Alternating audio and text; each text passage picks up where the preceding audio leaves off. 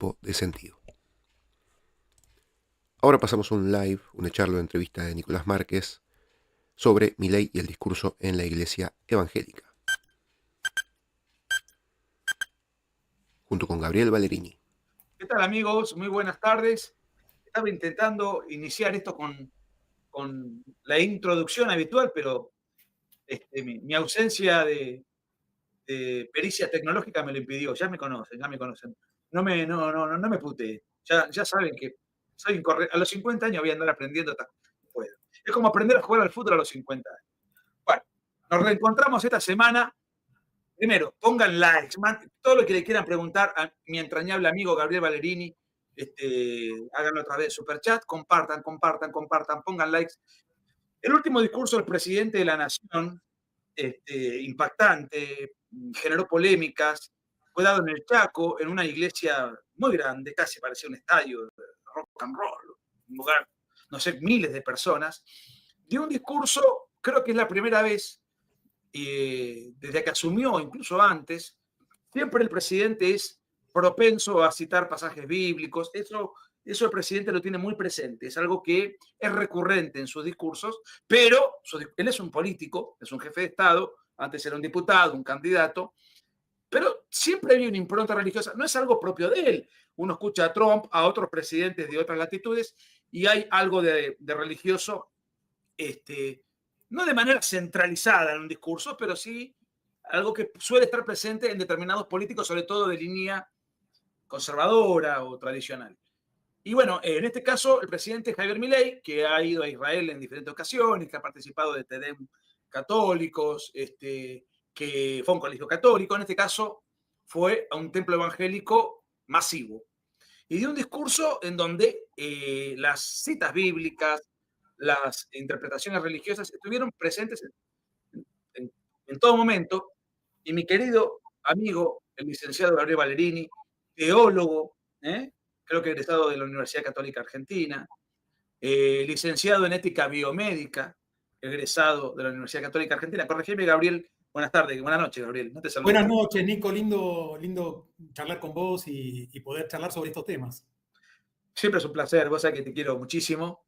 Y el presidente mencionó un texto tuyo en estos días, ayer o antes de ayer, lo cual me imagino, si mencionara un texto, algo mío, yo me sentiría muy feliz, muy contento de que el jefe de Estado tenga en cuenta lo que uno hace para sus respectivos discursos o para argumentar su posición, ¿no?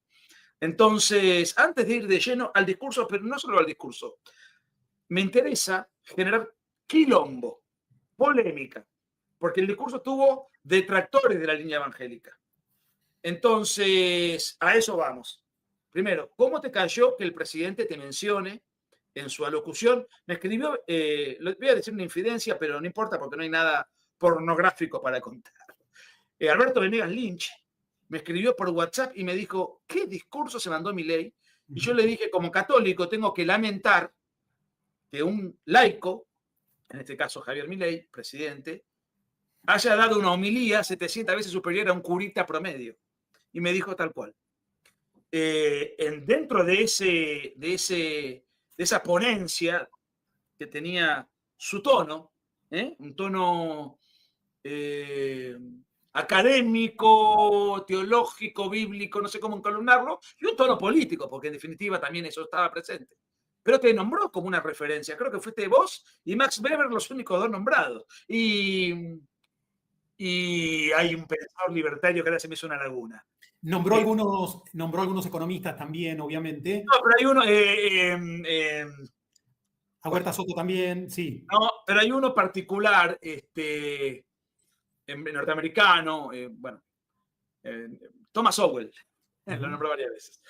Bueno, Gaby, primero, desde el punto de vista humano, hace años que nos conocemos, conozco fehacientemente tu sapiencia, tus lecturas, tus conferencias, tu bonomía. Pertenecemos a religiones diferentes y además te quiero muchísimo y te admiro. Y bueno, me gustaría desde el punto de vista humano, ¿no? Nico, gracias por esas palabras generosas que vienen de un amigo. Siento esta amistad, celebro esa amistad y sabés que te quiero también como un hermano, sos un hermano entrañablemente. Y permitime corregirte, ¿no? No tenemos religiones distintas, tenemos el mismo Dios, a nuestro Padre Celestial es el mismo, ambos somos cristianos, y yo creo en una sola iglesia. Una sola iglesia, la iglesia de Jesucristo es una, creo en una sola iglesia. Los reformadores no fueron fundadores, a ver si se entiende.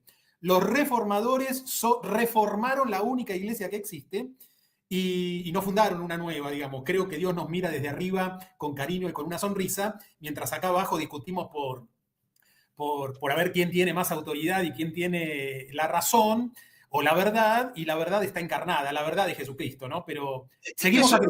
Eso va a ser comidilla para la discusión posterior. Okay. Pero desde el punto de vista humano. No, eso te iba a decir. Cuando el presidente de la nación, a quien vos y yo, vos siendo bautista, además un hombre de fe, formado profesionalmente, no un simple repetidor de pasajes bíblicos, no. Un profesional, licenciado en ética biomédica, licenciado en teología y tenés algún posgrado, doctorado, no me acuerdo. El posgrado es en ética biomédica, es un postítulo, y además de la licenciatura en teología, con ambas perspectivas, ¿no? Tanto católica como en nuestro seminario, hice además de los 5 años de la licenciatura, 4 años enteros de un profesorado en teología, digamos. Hice 9 años de estudio teológico, digamos. Y fuiste pastor 20 años. Sí, un poco más de 20 años, pastor bautista. Bien. Y sentimos plena simpatía por el mismo presidente. Sí, pero antes de arrancar y nos peleamos un ratito, quiero preguntarte, ¿cómo te cayó que el presidente, que junto con Trump son los más importantes del mundo, los más admirados, los más reconocidos, los más citados, los más escuchados? Bueno, son presidentes disruptivos, tanto Milei como el presidente Trump, pero tienen un denominador común que es fantástico, que la gente que está en la oposición puede criticarlo, puede verlo con otras intenciones, con otros ojos, pero la realidad es que hacen uso y buena cita de los textos bíblicos, y la gestión política de sus gobiernos defienden más los valores cristianos que cualquier otro presidente anterior, ¿no? Entonces, uno puede, como cristiano, sentirse identificado con, digamos, con un presidente que hace eco de los valores que uno defiende. ¿Sabes qué veo yo? Yo no siento esa admiración por Milei porque es presidente, es decir, por la investidura. En el sistema republicano, democrático, donde votan las multitudes amaestradas por los caudillos de turno, fue presidente Alberto Fernández, fue presidente de la Rúa, casi es presidente Massa, por suerte no. O sea, cualquier sátrapa con un poco de habilidad y manejo de dinero, y de repente llega. Yo lo admiro por muchas otras cosas, además es presidente, pero te diría que ser presidente no es una cosa de suyo admirable. En todo caso, será admirable si su presidencia es ejercida ejemplarmente. Pero quería arrancar con este concepto, Gaby. Cuando él te nombra en el discurso, ¿te pasó algo? ¿Te sentiste obviamente automáticamente reconocido? ¿Se te inflamó el ego? Es natural que suceda eso. No el ego, pero sí hubo un gran contentamiento interno, una gran alegría, no lo puedo ocultar, de hecho lo tuiteé, lo expresé, sentí un enorme privilegio y me sentí honrado que jamás esperé. Yo hice un escrito, hice un trabajo de investigación inédito, porque la verdad que si uno googlea no hay mucho, no hay material escrito. Hice un trabajo unos meses atrás sobre un análisis de los primeros 5 libros de la Biblia. El trabajo fue un análisis que tiene que ver con descubrir las raíces hebreas en el pensamiento judío del capitalismo en la Torá, ¿no? Ese fue un trabajo. ¿La Torá es técnicamente el Antiguo Testamento? No.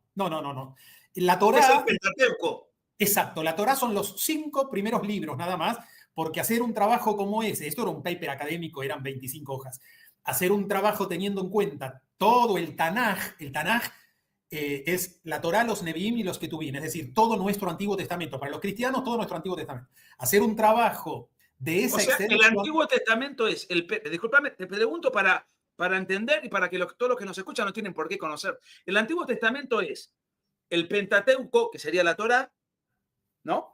más otros libros complementarios. No sé si se ve ahí, Nico. Esto es la Biblia hebrea. Bien, sí, La Biblia hebrea hebrea. es el Antiguo Testamento, ¿sí?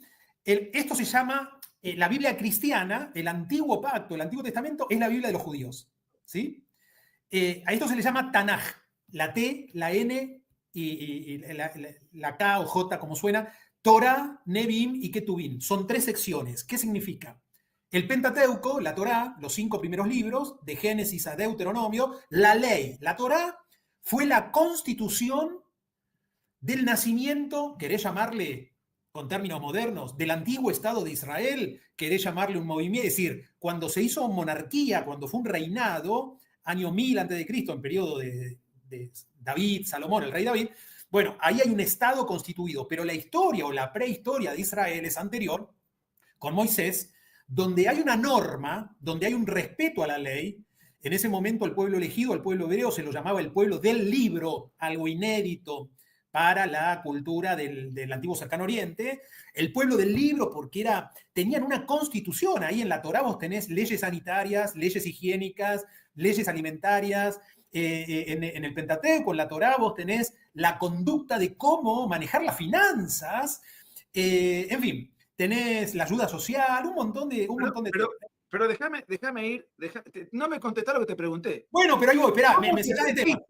¿Cómo te sentiste? Y después vamos al lleno del discurso. Me sentí sumamente contento, honrado, ¿Todos privilegiado. los evangélicos son así como los peronistas que eluden las preguntas? No, bueno. ¿O eso es un defecto de carácter tuyo? No, a ver.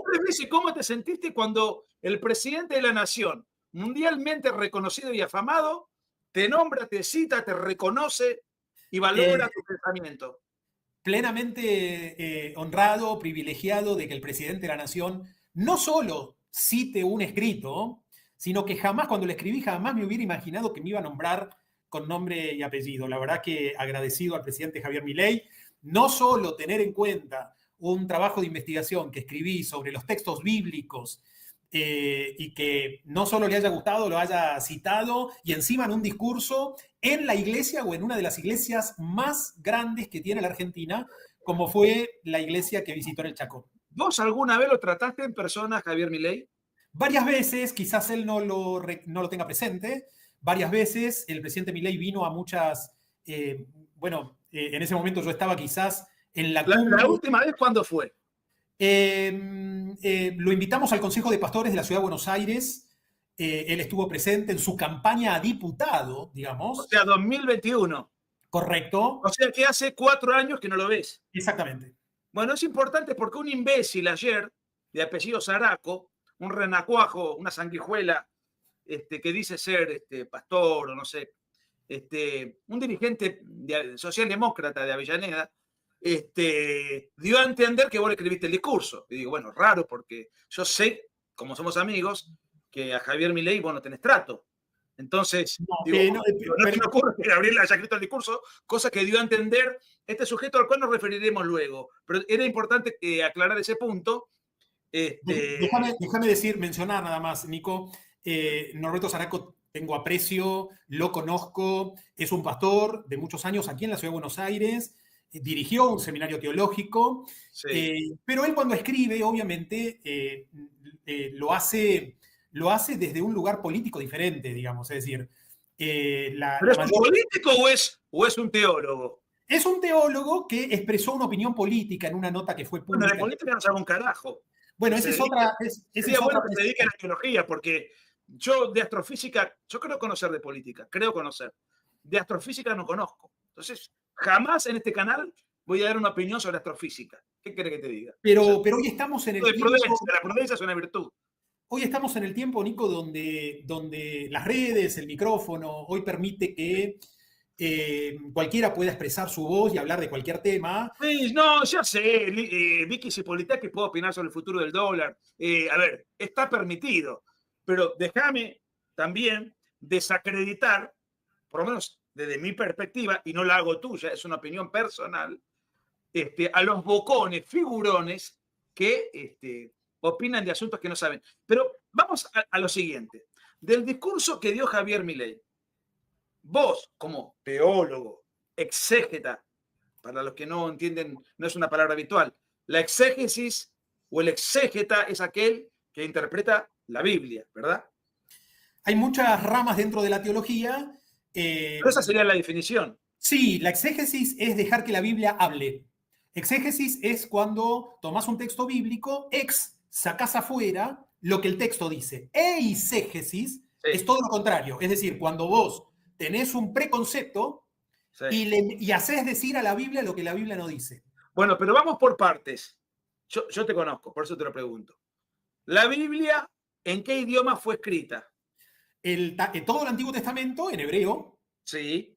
Y todo el Nuevo Testamento en griego koiné, que es el griego que se usó desde el año 300 a.C. con Alejandro Magno hasta el año 300 después de Cristo con la caída del imperio. Entonces, durante 600 años se habló el griego común, el griego koiné, en el cual los apóstoles escribieron el Nuevo Testamento, que era el inglés de la época. Yo tenía por mi formación católica, corregime, que también estaba el arameo metido ahí adentro. Hay algunas, a ver, en realidad hay algunas expresiones minúsculas de arameo, por ejemplo, en el Antiguo Testamento, en textos de Daniel, por ejemplo, pequeños pasajes en arameo, que son libros posexílicos, y en el Nuevo Testamento pequeñas frases, pero en rigor... Es una lengua muerta, Me acuerdo cuando Mel Gibson hizo la película La Pasión de Cristo, que me pareció una película extraordinaria, no sé cuál es tu percepción. Para mí, la mejor versión, porque hubo un equipo de especialistas que intentaron recrear desde las raíces semíticas. Vos tenías un Robert Powell en los 70, a un Jesús americano de ojos celestes y medio rubio, que iba a la cruz y, algo romántico. Y está bien, era la versión que teníamos en la década del 70, 80. Después vinieron algunos Jesuses un poco más contemporáneos, hasta que Mel Gibson propone La Pasión. Hoy tenés, ¿cómo se llama esta serie? Hoy tenés The Chosen, un Jesús más contemporáneo, más amigable, más diferente. Pero Mel Gibson... Pero si lo dan por Netflix, que es negro, maricón y obeso. Ponele contemporáneo. Hay que incluir a todos los sectores. Y además Jesús no debe ser cristiano, debe ser musulmán. Ponele contemporáneo. Entonces, Mel Gibson creo que recreó... Las barbaridades las digo yo porque vos sos un referente bautista, dejame de decir las barbaridades a mí, yo no te atribuyo nada, pero digo, Netflix es así. El otro día vi una propaganda del Capitán América, negro. No tengo nada contra los negros. Es más, admiro a muchos negros, sobre todo porque me gusta el jazz y el blues. Pero, digamos, me encuentro con cada cosa del wokismo. Pero, a ver, Milei, en su discurso, la interpretación, yo lo vi 2 veces el discurso. ¿Qué puedo sacar en limpio? No me gusta sacar partecitas. Te diría que el discurso, ¿cuál fue el rumbo del discurso? Gracias, Pau. De Chile se viene de Chile hasta Córdoba para vernos a vos y a mí en el Derecho a Fe del 22 de julio. Qué grande, bien. Las entradas van a estar y están en nuestras respectivas redes, creo que no están en el canal.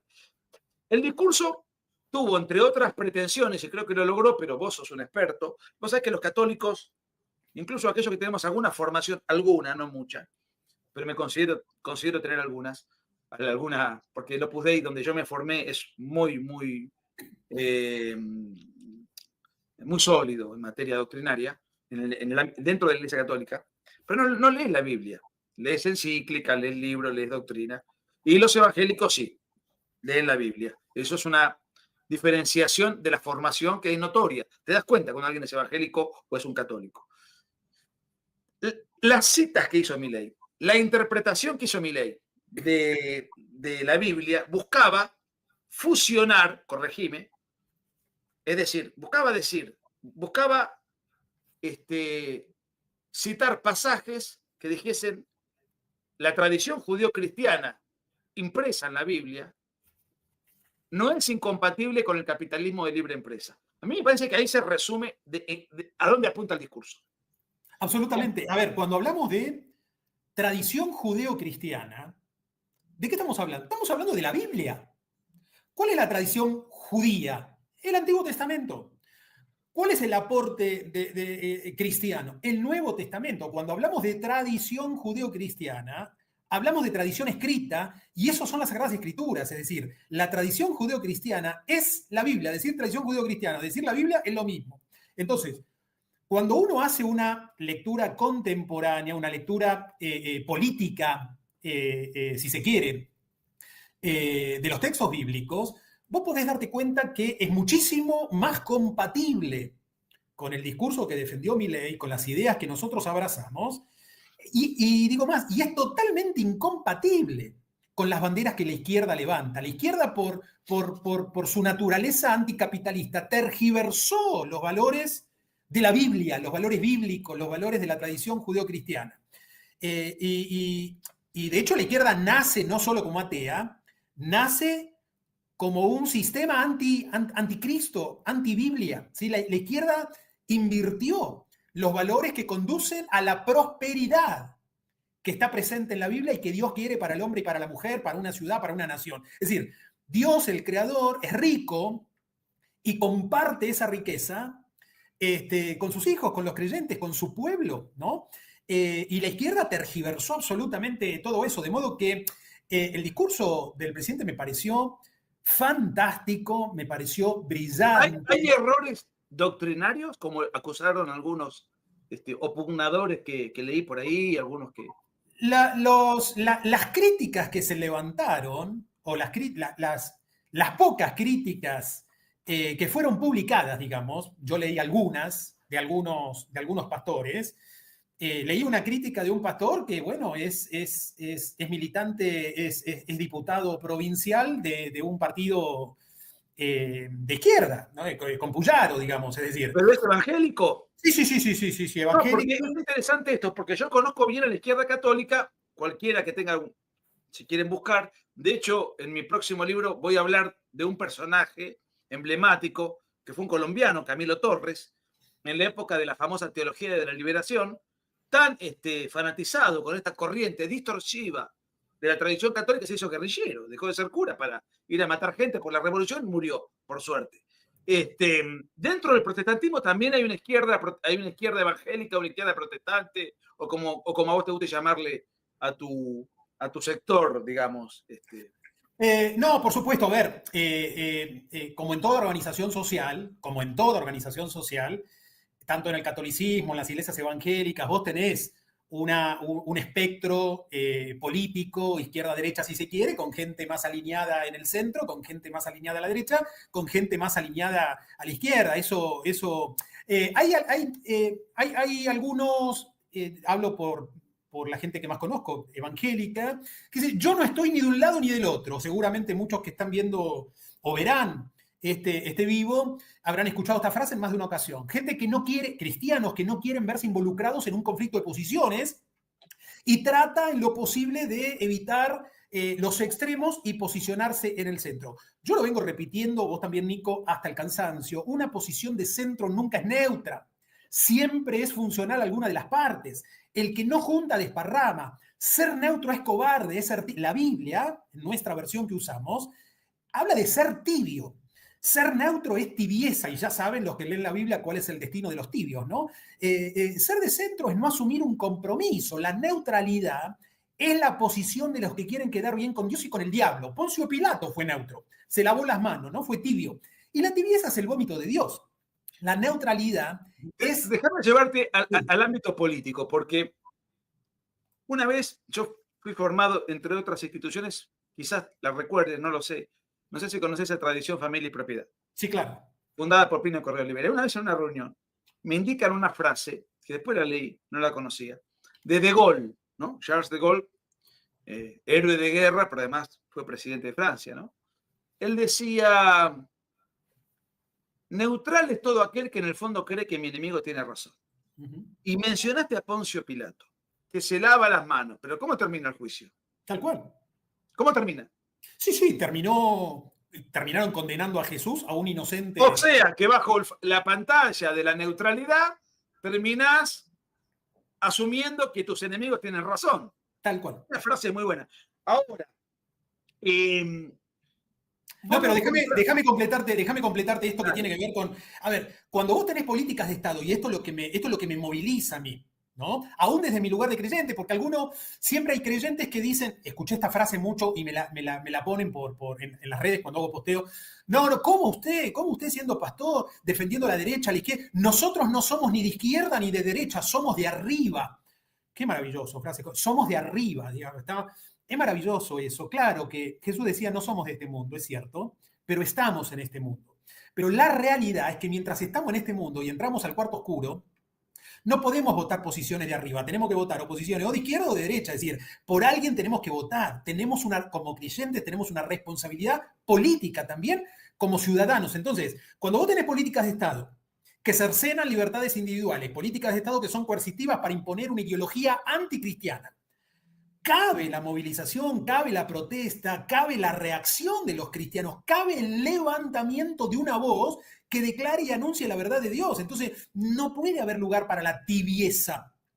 La tibieza es esa falta de carácter que termina siendo, como vos decís, citando a este autor, funcional a las izquierdas, ¿no? Entonces, a mí me entristece que haya pastores, sacerdotes, líderes, referentes de la sociedad que no muestren fervor o que, como decía Bauman, tengan esa distracción cortés, que no tomen participación en el frente de batalla.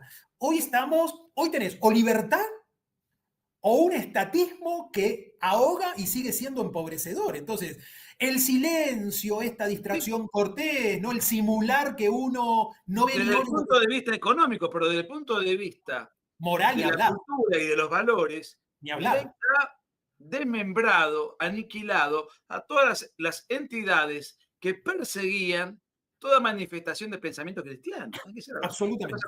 Además, algunos imbéciles que leo por ahí, no solo evangélicos y católicos, Milei no derogó el aborto. Milei no puede derogar nada porque no es potestad del presidente derogar una ley penal o un artículo del Código Penal. Eso podrá ser dado en la medida en que el Congreso lo decida, cosa que hoy es imposible porque el partido de Milei tiene 6 senadores, 30 y pico de diputados. Quizás después de octubre cambie la ecuación y vemos qué pasa. Pero hay imbéciles que piden cosas que son institucionalmente imposibles de Ahora, como referente pro vida, a mí me hacen llegar esa queja, y déjame decirte, Nico, que, a ver, uno, que no es potestad del presidente derogar ninguna ley, eso lo tiene que hacer el Congreso de la Nación. Pero para poder hacerlo y tan siquiera ponerlo en tablas, vos tenés que tener mayoría parlamentaria, que no es la realidad del presente. Entonces hay que seguir votando en esta dirección para que todos los pro vida que anhelamos que realmente la perversa ley de aborto sea derogada, pueda ser realmente derogada. Pero déjame decirte que desde el Ejecutivo se ha desfinanciado el aborto, se ha desfinanciado los tratamientos hormonales. Tal es así que en la provincia de Buenos Aires han presentado esa queja de que no les llega del nacional el presupuesto a los hospitales para seguir sosteniendo la política de género y que salieron del presupuesto de la provincia. Es decir, la provincia está financiando lo que Nación no lo hace. Entonces, Milei fue el primero que cerró, para bien de los cristianos, una KGB que teníamos acá en la Argentina, como era el INADI, que era un centro oficial de persecución ideológica, y sobre todo aquellos que defendemos los valores cristianos. Cerró el ministerio que propagaba el adoctrinamiento educativo y el adoctrinamiento público en cuestiones de género, como fue el Ministerio de la Mujer, Zaraza y Género. Entonces, desde el Ejecutivo, Milei hizo mucho más. Ahora, sí. Ayer en La Nación estuvo un sujeto que dice ser pastor, carajo, algo así se llama. No, es pastor Nico, acá en la ciudad de Buenos Aires, es Zaraco. Escribió una nota que le publica La Nación, sí, considerando lamentable, así lo calificó, el discurso de Javier Milei, y la fundamentación, el título que pone es porque se prestó el sagrado lugar del púlpito para que dirigiera una diatriba, estoy citando, ¿no?, plagada de falsos argumentos, distorsiones maliciosas y afirmaciones totalmente contrarias a la enseñanza del Evangelio. Cuando leo esto me entristeció realmente porque, a ver, cualquiera tiene derecho a opinar y a expresar su disenso, pero acá estamos hablando de un disenso falaz, infundado, y que está motivado no por cuestiones bíblicas, sino por una opinión política, absolutamente. Es decir, acá no hay uno lee la nota y la verdad que dice que hay falsos argumentos, distorsiones maliciosas, afirmaciones contrarias a la Biblia, pero cuando uno lee la nota, no refuta ninguna argumentación bíblica que Milei haya pronunciado. Al contrario, todas las observaciones de crítica que hacen al discurso de Milei son absolutamente políticas. De hecho, cuando termina la nota, en una osadía bastante grande, ¿no? Intenta persuadir o corregir o recordar al economista que ganó con el 56% de los votos, le intenta recordar el modelo económico de los países escandinavos, nada más utópico para la realidad argentina. Pero Gabriel, más allá de que Milei efectivamente sacó esos votos, y lo cual es importante y confirma un respaldo generalizado y popular, yo esas cosas las relativizo, aún siendo devoto y afín al gobierno, porque Cristina sacó el 54. Entonces, digamos, el hecho de ser exitoso a mí no me conforma, necesito un poco más de información, ¿no?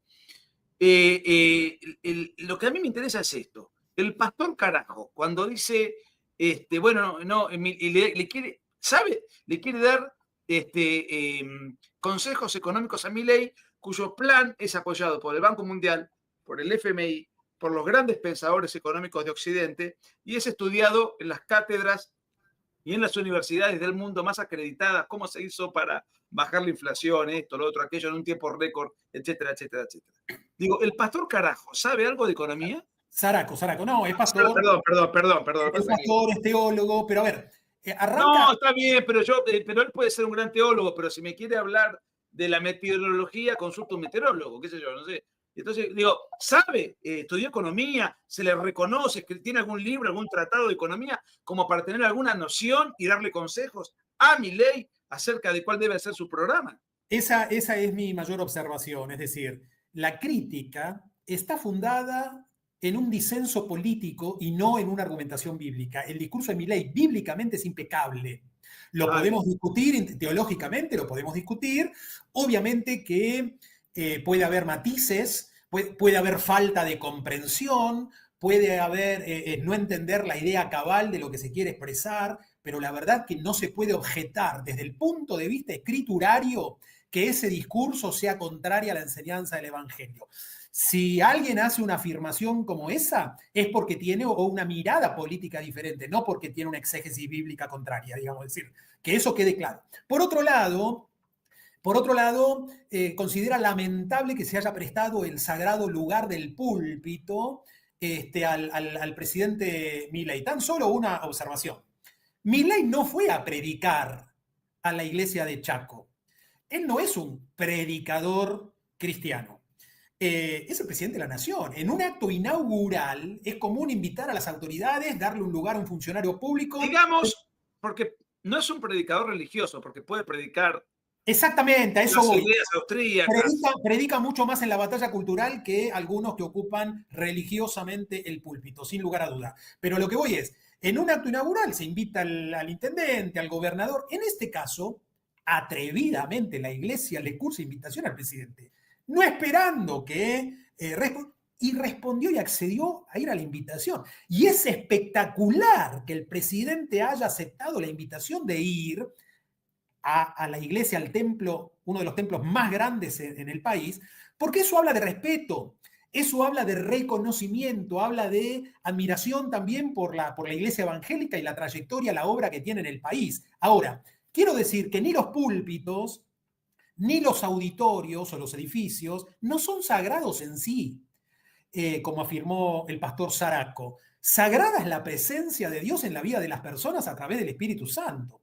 Y el templo, Gabriel, el templo, ¿cuál es la función? Porque en todo caso, si la presencia de Dios en sí misma es sacra, yo puedo estar en mi casa, orar, qué sé yo, tener una vida, una conexión para tener presencia de Dios, no me haría falta ir al templo. ¿Cuál es la función del templo? La función del Desde el templo punto de es... vista evangélico, pregunto, ¿no? No, desde el punto de vista bíblico te lo digo porque en el pensamiento católico es exactamente igual. La palabra iglesia significa llamar afuera, llamar a congregarse. Entonces, no se puede ser iglesia en la individualidad de mi casa conectado a una red, digamos. Ser iglesia es ser cuerpo.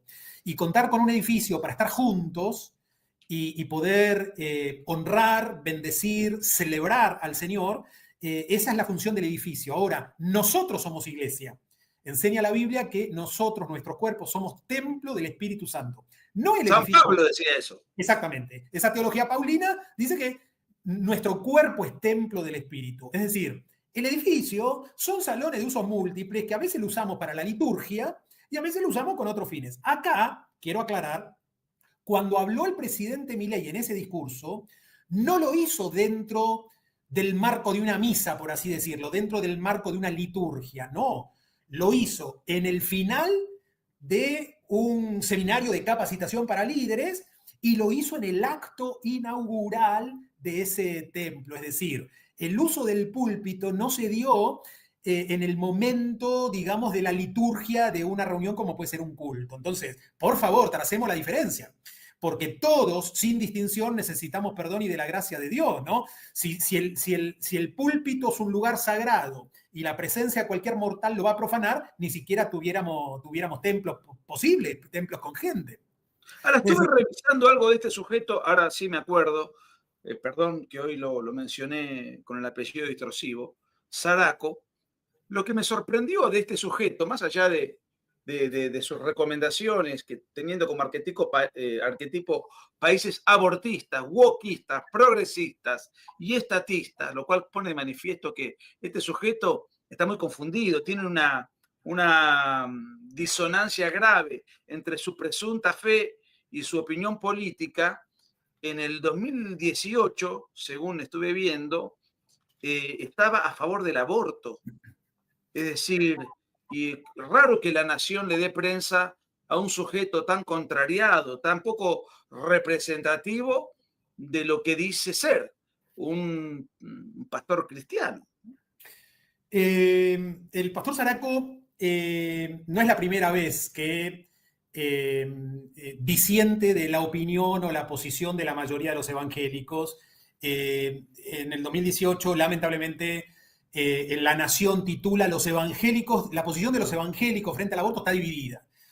Yo en ese momento, en el 2018, era director de bioética de ACIERA, la Alianza Cristiana de Iglesias Evangélicas, y estuvimos trabajando arduamente para lograr la unidad, no solo del pueblo evangélico, sino de todos los cristianos. Trabajamos codo a codo con nuestros hermanos católicos y con todos los ciudadanos de bien que defienden la vida desde la concepción. Hemos realizado marchas semanales, marchas multitudinarias confrontando la ley de aborto. Cuando yo leo un titular donde el diario La Nación titula Los evangélicos divididos y estaba mi opinión diciendo que la vida comienza en el momento de la concepción y que el aborto como acto deliberado expresa la intención deliberada para matar la vida del hijo, sean las causales de no punibilidad que la antigua ley permite, o sean los motivos que fueren, el acto deliberado no deja de ser la intención premeditada de matar al hijo en el interior. Y cuando leo la posición del pastor Saraco, dice textual que en algunos casos el aborto es necesario, como por ejemplo los casos de violación y cita algún otro. Entonces digo... No, hubiese sido necesario que lo aborten a él, así no tendríamos que estar lidiando con este personaje. Me dejó, digo, a ver, es una ética de situaciones, es una ética absolutamente relativa, la ética de circunstancias, es decir, la vida del embrión, la vida del hijo hay que protegerla en tanto y en cuanto no haya circunstancias que amerite que se lo masacren en el interior de la panza de la madre. Pero además esas circunstancias las puedo determinar yo. Tengo otro hijo, me va a costar caro, lo reviento y se terminó. Me parece que hay una... Lo tiro por el balcón en una bolsa y... Hay una reflexión que no está madura. No son propicias para tener otro hijo, no tengo ganas, estoy grande, no me sobra la plata. O sea, es realmente insólito. Ahora, Gabriel, vos dijiste que la Biblia está escrita en varios idiomas, los nombraste. ¿Qué idiomas hablas vos? No, como hablar... Bueno, ¿Qué idiomas estudiaste? Mirá, a ver, yo hice teología en la católica también, cursando ahí materias complementarias que no había hecho en nuestra formación reformada de teología, donde descubrí la patrística, descubrí, digamos, todo el bagaje cultural que no me da el seminario reformado. Ahora, nosotros en nuestra currícula hacemos Biblia pura. La realidad es esa. Nosotros tenemos 4 niveles de griego koiné. Es decir, vos egresás con la capacidad, los que hacen la orientación en Biblia, ¿no? Con la capacidad de leer y entender el griego del original, ¿sí? Y lo mismo con el hebreo. El hebreo es tremendamente más difícil que el griego, en algunas cuestiones más fáciles, es bastante diferente, se le dedica más tiempo, pero digamos, te da un criterio para que en el trabajo exegético y en el trabajo hermenéutico de interpretación tengas un montón de herramientas para no hacer una lectura ligera del texto bíblico, para poder, digamos, tener mayor sensatez y honrar un poco más lo que Dios quiso revelar, ¿no? El estudio de los idiomas originales permite encontrarle mayor sentido al texto bíblico. Y este sujeto que aprovecha la ocasión para figurar, así lo interpreto yo, esto corre por mi cuenta, no conoce no, mirá, no, estos datos tan no, por eso, a ver. No sabe que la Biblia, en 2 o 3 pasajes explícitos, a ver. manifiesta la vida de la concepción, no sabe que de los 10 mandamientos, dos reconocen expresa y explícitamente la vigencia de la propiedad privada. No sabe. El pastor Zaraco tiene excelente formación teológica. Conoce. ¿Y por qué no disimula tanto? No, conoce muy bien. Por eso digo que en la nota o en su valoración de lamentable el discurso de Milley, me parece ahí que la valoración no es tanto bíblica, sino más bien política. Es decir, no nos olvidemos que dentro del espectro teológico vos tenés gente que adhiere también a posiciones progresistas, lamentablemente, y no es que carecen de teología, la tienen, pero tienen una teología, digamos, con una mirada política, ideológica, que desde mi posición conservadora de los textos bíblicos es contraria en realidad a la enseñanza de la Biblia, pero hay teólogos de estudio, académicamente formados, que hacen una mirada política, ideológica de los textos bíblicos, en mi mirada contraria a la misma revelación. Pero déjame, yo te entiendo, sos muy respetuoso, muy mesurado, y comprendo, entiendo, digamos, el espíritu de cómo decir las cosas. Ahora, en una discusión política, hay cosas que son opinables, ¿no? Por ejemplo, la Constitución Nacional, que sería la ley de leyes, la ley fundamental, a la cual se subordina todo el andamiaje jurídico restante. Uno puede decir, yo soy abogado, tal artículo, no estoy de acuerdo, tal normativa, no estoy de acuerdo, es la que hay. Ojalá algún día se reforme por X motivo, por esto, por lo otro y por aquello. Y eso es todo opinable. En política, todo es opinable. Ahora, cuando uno abraza una fe religiosa, hay gente que no la tiene y también es respetable, pero cuando uno abraza una fe religiosa y se aferra a un libro, que no es el libro escrito por no sé quién, y decís, estoy de acuerdo en esto, pero no en lo otro, y está bien, estamos hablando de lo que se reconoce como la palabra de Dios, un texto sagrado, es decir, incluso con pasajes dogmáticos. Dogmático es aquello a lo cual hay que adherir sin necesidad de ser demostrado, ¿no? Entonces, lo que no puedo compaginar ni en el mundo católico ni en el mundo evangélico es a los sectores que, alegando ser progresistas, niegan la palabra de Dios misma. ¿Hasta qué punto eso no es una apostasía? Bueno, eso es parte de la discusión teológica. Lamentablemente estamos frente a eso hoy. Ahora, yo tengo una mirada absolutamente conservadora del cristianismo, un cristianismo conservador, y cuando hablo de conservador lo hablo en el mayor sentido de la palabra conservador, digamos. El cristianismo no es compatible con el wokismo. El cristianismo no es... Pero yo voy a esto, Gabriel. Yo no puedo decir, bueno, pero los 10 mandamientos fueron escritos, quién sabe, en la época de Moisés, ahora estamos en el 2025, ahora son otros los principios que rigen. No, yo te acepto esto desde una perspectiva, desde un debate político. Si vos sos pastor o sacerdote, es decir, alguien referente que tiene un lugar preponderante, que tiene feligreses y que sostiene, por algo está ahí, que la Biblia es la palabra de Dios, no podés ajustarte a modas ocasionales. Cuando vos haces una valoración, no hay forma de sostenerlo sí, eso. bueno, cuando vos haces una valoración ética, además de la Biblia, vos tenés toda una antropología cultural, una cosmovisión de lo que es el hombre, vos tenés todo un pensamiento político, una plataforma filosófica, todo eso son elementos que van a determinar cuál es la valoración moral que hagas de algún acto. Cuando vos tenés una ética realista, en mi caso, aristotélica tomista, basada en una realidad concreta, ¿no? No hay lugar al subjetivismo.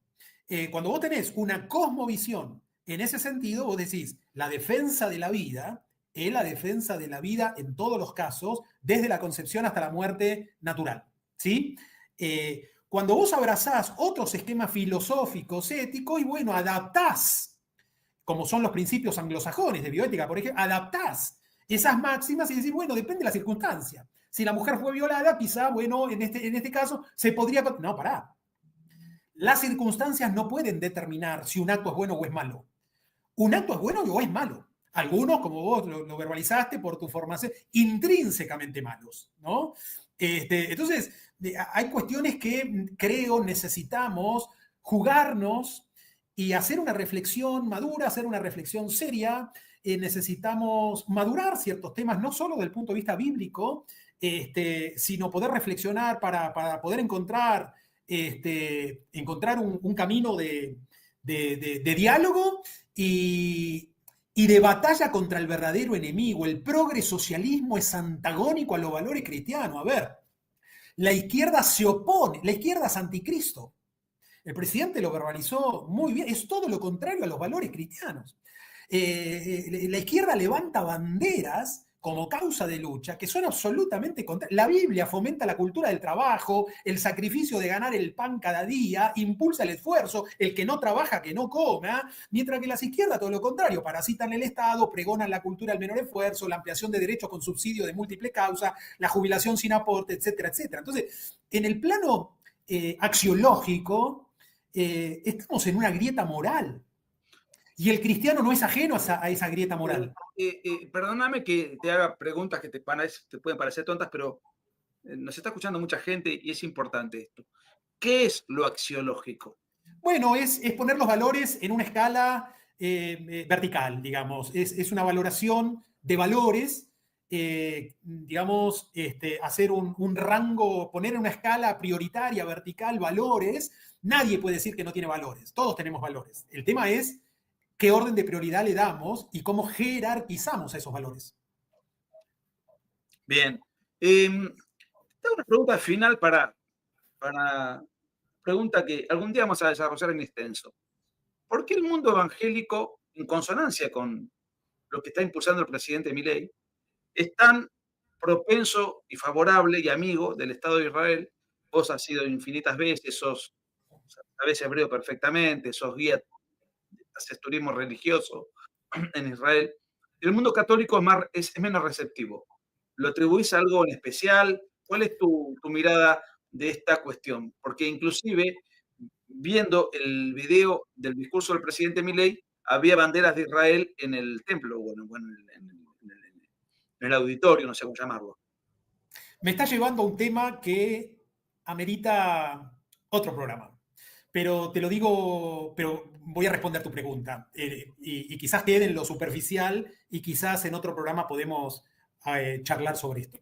Hago turismo a Israel. No es turismo, yo lo que hago es un viaje a la Biblia.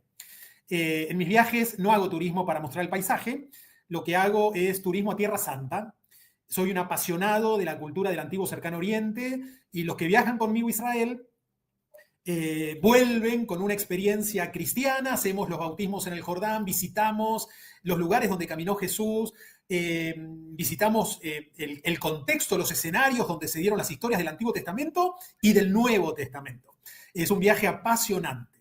En las iglesias evangélicas, mi humilde apreciación, superficial, lo podemos profundizar después. De acuerdo a mi mirada, en el mayor denominador hay una ignorancia absoluta de las cuestiones políticas o de geopolítica. Y la mayoría de las iglesias evangélicas consideran que el Estado de Israel es la continuidad del Israel bíblico. No voy a entrar en una valoración ahora porque no cabe, nos vamos otra hora más, pero se confunde el Maguen David o la bandera de David del actual Estado de Israel como si fuera el Israel de la Biblia. El evangélico, por la naturaleza que tiene un amor especial por encontrar las raíces hebreas del Nuevo Testamento. Es decir, no hay un desprecio hacia la judaidad de Jesús. El Cristo, decir Cristo es lo mismo que decir Mashiach, Jesucristo es lo mismo que decir a Mashiach, es el ungido. ¿Qué es ungido? Es el ungido, significa ungido. ¿Cuándo se ungía a el Mesías? En el Antiguo Testamento se ungía a un rey, es decir, la palabra Mesías, que es un título cristológico, tiene una connotación política. De hecho, a Jesús lo crucifican por una cuestión política. El cartelito que tenía en la cruz, y lo tenemos en latín, como refiere el Evangelio, a Cristo Cristo recibió pena de muerte del Imperio Romano, no de los judíos. La pena de muerte por la constitución judía, que es la Torá, es el apedreamiento.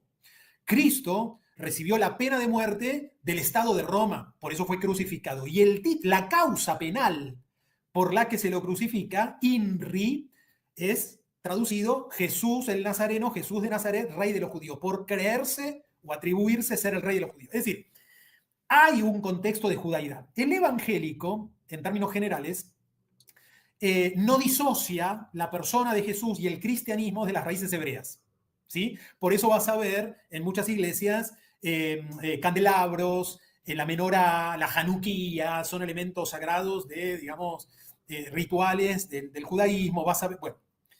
Por otro lado, creo que en el catolicismo hay una amplia conciencia de elementos geopolíticos y entienden que el actual Estado de Israel nada tiene que ver con el Israel de la Biblia. Es decir, no hay una continuidad histórica. Es una creación de la ONU que surge de un acuerdo a partir de la fecha de creación del Estado. Entonces, al contrario, me parece, y sobre todo esto se ve en el nacionalismo católico, no en todos, pero en un sector del nacionalismo católico hay una aversión, y en algunos casos un odio intestinal, hacia todo lo que tenga que ver con olor a judío, hacia todo lo que tenga que ver. Entonces ahí se introducen otros elementos modernos que tienen que ver con el sionismo, que tienen que ver con materia de análisis de otro programa, si querés, Nico, pero creo que la principal diferencia es... O sea, que te metí en un quilombo. No, todo bien, te estoy respondiendo. Me parece que la principal diferencia es, por un lado, la conciencia geopolítica que tienen predominantemente en el sector católico y mi humilde apreciación, digamos, el no considerar la variable política que tienen los evangélicos que inocentemente entienden que hay una continuidad del antiguo Israel bíblico con el actual Estado de Israel. Bueno, te quiero hacer una última pregunta. ¿Cuántas veces viajaste a Israel? Y muchas, Nico. Y el viaje, tenía un viaje programado para noviembre y lo estoy postergando para julio del año que viene. ¿Pero en qué consisten los viajes que vos haces? El viaje es un viaje cultural, es un viaje a la Biblia, donde no solo se hace turismo, sino que se hace una experiencia bíblica. Llegamos a Israel y bueno, vamos al desierto, vamos a lugares donde el turismo general no va. Y hay paquetes para católicos y hay paquetes para evangélicos, por ejemplo, y hay paquetes para judíos. Yo voy a todos. Yo hago grupos mixtos. El que viene, por ejemplo, en este último viaje que hice ahora en febrero-marzo, tenía algunas hermanas católicas y me dicen, pero Gabriel, ¿vamos a ir a alguna? No va a faltar basílica, iglesia católica que dejemos de bautizar, que dejemos de visitar. Le digo, vamos a ir a todos los lugares. Hacemos el viaje. Grupos mixtos no es grupos no binarios, ¿no? No, de ninguna. Si quieren venir, los aceptamos para convertirlos. No. Me refiero a. Pero bueno, Gabriel Valerini, con doble L, te ubican en todas las redes, todo aquel que se sienta intrigado o interesado en todos estos viajes que vos, bueno, encabezás desde Mira, el Nico, punto de vista, por ejemplo, desde el punto de vista, uno dice que no es turismo, bueno, llámale X, pero en definitiva es un viaje de recreación y de aprendizaje y y de espiritual. aprendizaje, y esa es la beta o el plus que le asigno a estos viajes. Lo llevo al Museo del Libro, vamos a Qumran, por ejemplo, en el desierto de Judea, nos metemos en las cuevas del Mar Muerto y ahí se descubrió el manuscrito más antiguo del Antiguo Testamento, ¿no? Del libro de Isaías, por ejemplo. Entonces, es un viaje cultural. Hacemos, por ejemplo, Nico, y esto es algo maravilloso, el barco, un paseo en barco, y después en la playa comemos la pesca de Pedro, el pescado de Pedro, pero en ese barco, en el mar de Galilea, vos sabés que de repente cortan el motor en medio del mar de Galilea y el ñato que maneja el barco, ahí el capitán del barco, pone con los parlantes, tú has venido a la orilla, ¿no? Es una canción trillada que la escuchamos de chico, yo tengo una infancia católica, la hemos escuchado de chico. Vos sabés que la gente en ese momento llora. Es muy fuerte, Ahora, es muy emotivo. sabés que más allá de la connotación geopolítica de la ONU, de la discusión jurídica del Estado de Israel, que eso me parece apasionante para discutirlo algún día, hay un tema que es interesante, que es el siguiente. Independientemente de las opiniones, si yo tuviese que ir a vivir forzosamente por alguna circunstancia ficticia a un país de Medio Oriente, y yo no me imagino viviendo en Irán, y esta es la última pregunta de verdad. Fuera de Israel, ¿has conocido los países no cristianos hostiles a Israel? ¿Cómo viven? ¿Cuáles son sus usos, costumbres, prohibiciones? Mira, yo te puedo hablar, yo Israel nunca visito solamente Israel, yo combino siempre dos países, hago viajes de 15 días, 2 semanas, yo hago Israel-Jordania y hago Israel-Egipto, ambos países musulmanes. Nos dejan los guías de Israel y nos reciben los guías tanto en Jordania, palestinos o en Egipto. Yo te puedo decir que Israel, única democracia en Medio Oriente, es un país libre, cada uno puede profesar el culto que quiera.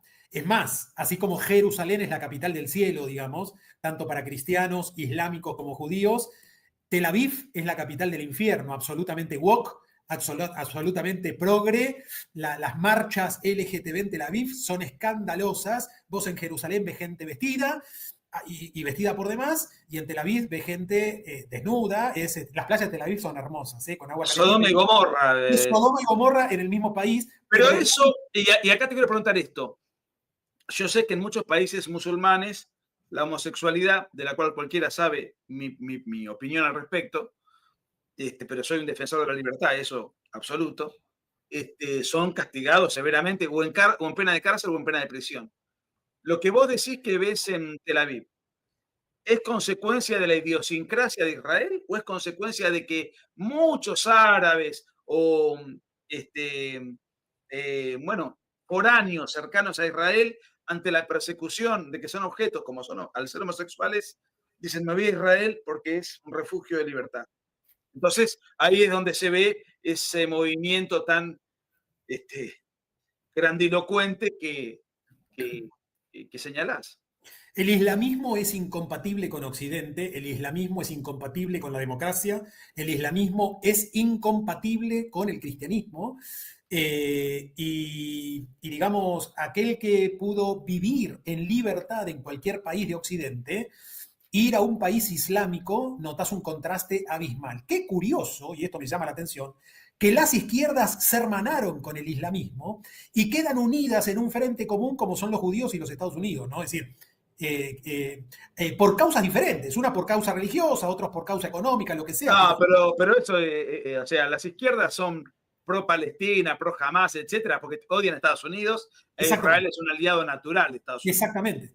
Ahora, vos sabés que yo una vez leí un libro, hace 10 años, de un sujeto que ahora ha sido apartado y marginado de la vida pública porque era un toquetón, un acosador, en fin, tenía múltiples denuncias por ser un gatillo alegre a las mujeres, compañeras de trabajo, las acosaba de una manera sumamente desubicada, brutal, bueno, que era Pedro Brieger, que era columnista de la televisión pública en los años mozos del kirchnerismo, por supuesto, un defensor de la diversidad, del feminismo, y después a las mujeres las incomodaba y no sé si recordás de quién te hablo, pero él, siendo judío, escribió un libro totalmente en contra del Estado de Israel. Se llamaba, el libro lo leí, un libro de 150, 200 páginas, libro cortito, pero como para introducir, se llamaba El conflicto palestino-israelí. Él estaba radicalmente en contra del Estado de Israel,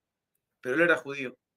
Absolutamente. Es más, vos vas a Jerusalén, por ejemplo, y como ocurre, digamos, en cualquier marco religioso, así en el catolicismo, como tenés franciscanos, jesuitas, carmelitas, así como en las iglesias evangélicas tenés distintas denominaciones, bautistas, pentecostales, hermanos libres. Bueno, dentro del judaísmo tenés también un espectro diverso. Vos sabés que hay hasídicos, es decir, judíos ortodoxos, que están en contra del Estado de Israel. Claro. Judíos ortodoxos. Y judíos ortodoxos que te diría hasta que abrazan ese espíritu macabeo y se rebelan contra el Estado o contra la autoridad civil. Y te estoy hablando de un sector del judaísmo ortodoxo que está en contra del actual Estado moderno de Israel. Gabriel, este tema queda para otro vivo. Pero bueno, primero, me contó un pajarito que mañana sale una nota tuya que va a ser una bomba en un gran medio de comunicación. Pero yo no lo doy por sentado porque a veces me ha pasado a mí, mando una nota, me prometen sacarla y después no la veo y me agarra una desazón personal. O sea, me gusta gritar los goles después de que el gol traspasó la línea incrustada en el arco, ¿viste? Pero me contó un pajarito que a lo mejor mañana sale una nota tuya que va a ser una bomba atómica en torno a todos estos temas. Es una nota de alguna manera destacando el gran discurso que tuvo el presidente Milei en una de nuestras iglesias en Chaco. Déjame decirte, para cerrar, Nico, por primera vez tenemos un presidente que está dando una batalla histórica en la Argentina, con medidas concretas, con medidas efectivas, que desde el punto de vista económico está dando un notable crecimiento en la economía, en el saneamiento del Estado. Pero la verdad es que puntualmente, la presencia del presidente Javier Milei en esta inauguración fue maravilloso. Vos me preguntabas cuál era tu sentir cuando me nombró. Es decir, es la primera vez que un presidente en ejercicio pisa una iglesia evangélica y tiene un discurso. No solo es de batalla contra el marco ideológico que ha empobrecido a la Argentina, sino que en el medio está llena de ilustraciones bíblicas bien aplicadas. Bien aplicadas. Entonces, me alegró que el presidente Milei estuviera en una iglesia evangélica porque hay un gran porcentaje de los evangélicos que oramos por él, que apoyamos la gestión, que celebramos los hombros que tiene, la batalla que está dando. Y la verdad que las iglesias evangélicas tenemos una presencia en el país que es anterior, Nico, a la Constitución como nación. La iglesia evangélica... ¿En Argentina cuántos son los evangélicos? Más o menos. Mirá, esto no lo digo yo, esto fue el último censo, Marimachi, un sociólogo, últimas estadísticas oficiales publicadas, hablan de un 15% de la población, un poco cerca de unos 14 millones de personas. Y entonces, ¿algo bien están haciendo ustedes o algo mal estamos haciendo nosotros los católicos? Mirá, las iglesias evangélicas tienen bueno, tuvimos un papa que daban ganas de hacerse Hare Krishna, ¿no? Mira, te cambio la pregunta, porque ¿qué reflexión te merece lo poco que conocemos del nuevo Papa Católico? Bueno, he leído y he visto poco, y lo poco que he visto, publicado, leído, me parece impecable. Ha tenido por lo menos unas declaraciones muy claras, sobre todo en aquellas cuestiones que a nosotros nos interesan, que hace la batalla cultural en la defensa de valores cristianos conservadores que tienen que ver con la vida, que tienen que ver con la familia. Una de las últimas declaraciones de esta semana fue, algo muy sencillo que hoy lo tenés que, digamos, reproducir, actualizar. Y Aristóteles le decía que aquel que cuestiona lo obvio no hay que explicarle sino castigarle. Bueno, pero bueno, hoy tenemos que explicar lo obvio. Él decía algo sencillo, pero que hoy vos lo tenés que aplaudir, porque vos decís, a ver, el matrimonio es hombre-mujer, señores, a ver, no hay otra cosa, el matrimonio es solo hombre-mujer. Claro, vos decís, algo tan trillado, tan fácil de entender, que lo diga el Papa como una novedad, digo, wow, ¿cómo está el mundo? ¿Cómo está el mundo para tener que celebrar que el Papa diga que el matrimonio es solamente la unión del hombre y la mujer? Pero vos viste que los diarios del sistema, ante un concepto tan elemental, tan primario, tan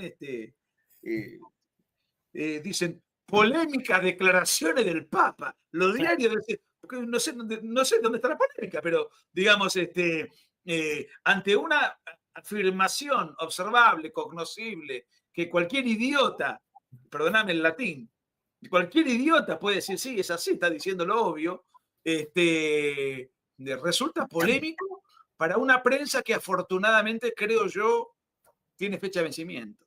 Sí, es cierto. A ver, lo poco que vi, digamos, tiene que ver con declaraciones que son alentadoras. Hay algunos símbolos que, de alguna manera, si bien se ha mostrado amigo de Francisco, un poco continuador de su obra y algunas apreciaciones que él tuvo en ese sentido, hay algunos símbolos que marca diferencia. Su atuendo volvió a ser el mismo atuendo que, digamos, Ratzinger. Hay atuendos que vuelven a lo tradicional. Y el nombre que se puso, como León, sí, está absolutamente también marcando también una tendencia en lo que puede ser su pontificado. Entonces, nos remite a León XIII. Exactamente. Y vos sabés que yo escuchaba, vi al sinvergüenza de Sergio Massa, a Diego Guelar, a varios imbéciles del peronismo, valga la redundancia, decir, remite a León XIII. No leyeron las encíclicas. Yo leí las encíclicas de León XIII. Son rabiosamente defensores de la propiedad privada, del mérito y anticomunistas. Bueno, pasa que esto es... No, lo que pasa es que, a ver, una lectura superficial, se quedan solamente con Rerum Novarum, donde empieza allí, se introduce un poco lo que es toda la doctrina social de la Iglesia y demás, y se toman con titulares, con clichés de inteligencia artificial, digamos, se toman con clichés digamos, de Wikipedia. Pero bueno. Grok. Claro. Tal cual. Pero bueno, no. Deseo realmente, al igual que vos, deseo que toda la cristandad pueda también encontrar un cauce. Hoy bueno, estamos... me pone contento porque, para tu perjuicio, tenemos un mejor competidor contra ustedes. Sí, no. A ver, yo tengo una visión muy amplia. Pero pará, vos y yo creemos en la competencia como algo positivo que perfecciona, porque cada uno se ve obligado a superarse. Absolutamente. La competencia, alguna vez escuché algo muy bueno de Mariano Grondona. Mirá, esto delata nuestra edad. Es el estímulo que recibimos de afuera para ser mejores. Totalmente. Cuando uno no compite, ya está en la zona de confort, se pone a dormir la siesta, ya está. Cuando uno compite, está obligado a perfeccionarse o a perfeccionar lo que hace. Totalmente. Entonces, yo soy si bien es incómodo, pues te obliga a laburar, te obliga a estudiar, te obliga a esforzarte, en definitiva, no te quiero extender más nada, lo hablamos otro día, pero me parece algo compatible con la parábola de los talentos. ¿Digo bien, señor teólogo? Sí, obviamente. Es decir, toda la Biblia es un canto al esfuerzo individual, toda la Biblia es un canto, desde el Antiguo Testamento, el Nuevo Testamento, toda la Biblia es un canto al esfuerzo, al trabajo. A ver, el Antiguo Testamento decía, a ver, ¿qué es algo rápido? Isaac sembró la tierra y cosechó al 100 por 1 y Dios lo bendijo, lo enriqueció. Es decir, la riqueza no es contraria a la voluntad de Dios. El concepto de pobreza en el pensamiento hebreo, el concepto de pobreza es antagónico a la bendición de Dios. Cuando Dios te bendecía, eras próspero. Entonces, hay una lectura que las izquierdas se instalaron con una perversa teología de la liberación, distorsionando el valor que tienen las escrituras en este sentido. Toda la Biblia habla de que Dios premia, de que Dios bendice, de que Dios acompaña el crecimiento, la prosperidad, pero eso requiere un esfuerzo nuestro también, obviamente. Gabriel, el 22 de julio, junto con Agustín Laje, con Diego Recalde, el Gordo Dan, y como cierre, glorioso, y para mí es un honor personal, y sospecho que sentí lo mismo. El presidente Javier Milei, el 22 de julio en Córdoba nos encontramos todos, cada uno va a disertar lo propio, va a tener su pequeño aporte con referentes muy distintos entre sí, cada uno con su estilo. Yo caracterizado por mi moderación y mi serenidad. Obviamente. Y como todo el mundo sabe, bueno, y el cierre va a ser digamos, soñado, porque realmente es un orgullo y un honor, que el presidente Javier Milei cierre del Derecha FES en Córdoba, cuyas entradas, que no quedan tantas, pueden adquirir en mis redes, en las redes de Javier, en las redes de Laje, o en las redes del grueso de los partícipes. Así Déjame que, decirlo, edementradas.com.ar, edementradas.com. Edem con M. Eden con N, entradas.com. Edem con N. Ahí están las entradas. Repetímelo. Edenentradas.com. Bien, ahí pueden adquirirlas y ya se garantizan escuchar todo el bagaje de los que vamos a participar. Va a haber rock and roll, va a haber cerveza, va a haber momentos de distensión, va a haber venta de libros, va a haber interacción entre los expositores y el público, y el cierre con toda la fanfarria con un presidente que está haciendo historia mundial.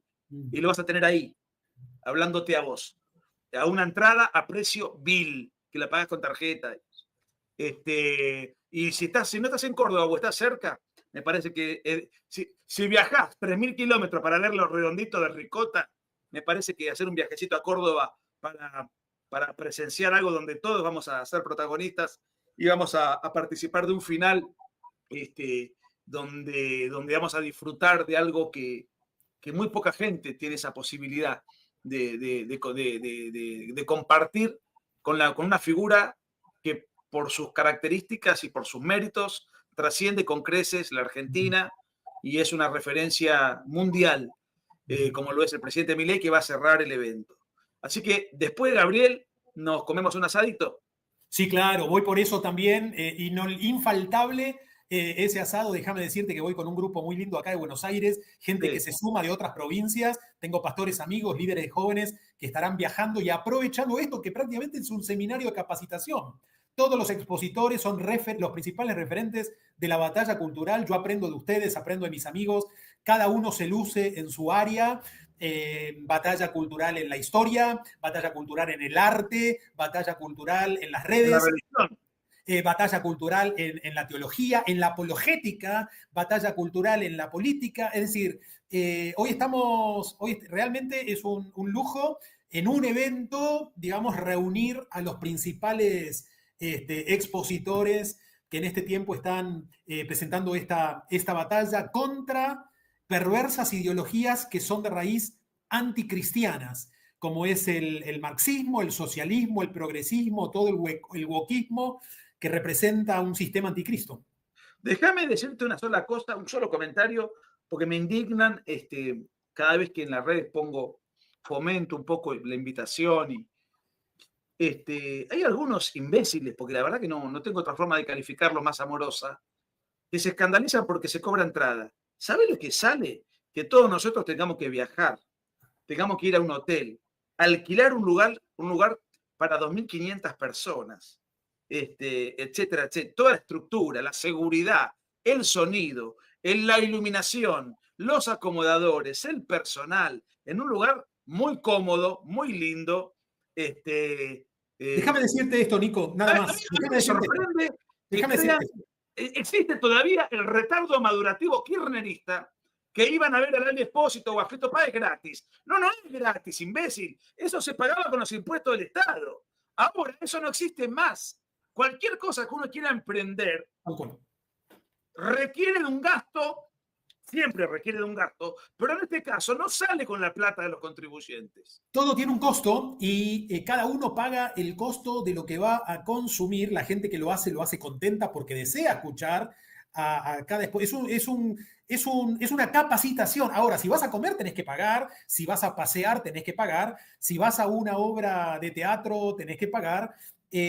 Lo tremendo es que acá el Estado no interviene en este evento, a pesar de que venga el presidente, y realmente es una actividad absolutamente privada, el Estado no interviene y el Estado no financia eventos como estos precisamente por el nivel de justicia que se tiene. Sería injusto para los que no participan y no van que el Estado costee un evento como este en perjuicio de los que pagan impuestos y tienen que pagar un subsidio para un evento como este. De modo que... Sí, sobre todo de aquellos que no piensan como nosotros. Exactamente. Sobre todo. Pero bueno, ¿cómo quieren que se organice esto si no es con la contribución de aquellos que además, dicho sea de paso, la entrada es sumamente barata, lo cual confirma que además, detrás de esto, no hay afán de lucro, que si lo hubiese, nada de malo tendría, pero no es el caso.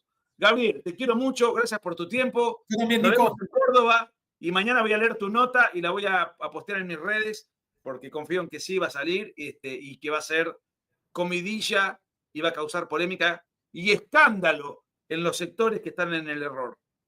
Te mando un fuerte abrazo, te quiero mucho, Nico, y seguimos firmes en la batalla. Abrazo grande. Chao, Gaby, gracias por todo. Y gracias a los que estuvieron del otro lado, 1 hora y media apoyando con super chat, con comentarios, con likes, con amplificaciones. Este video ya queda colgado, así que mandalo a todos lados, ya está colgado, mandalo por WhatsApp, mandalo por todos los mecanismos y las plataformas posibles para que toda esta conversación que a mí me pareció riquísima con Gabriel Ballerini pueda llegar a más. Dios los bendiga, un abrazo. Abrazo grande. Bueno, muy interesante toda esta charla de Nicolás ahí con Gabriel, hablando un poquito de Milei, de su discurso y demás temas.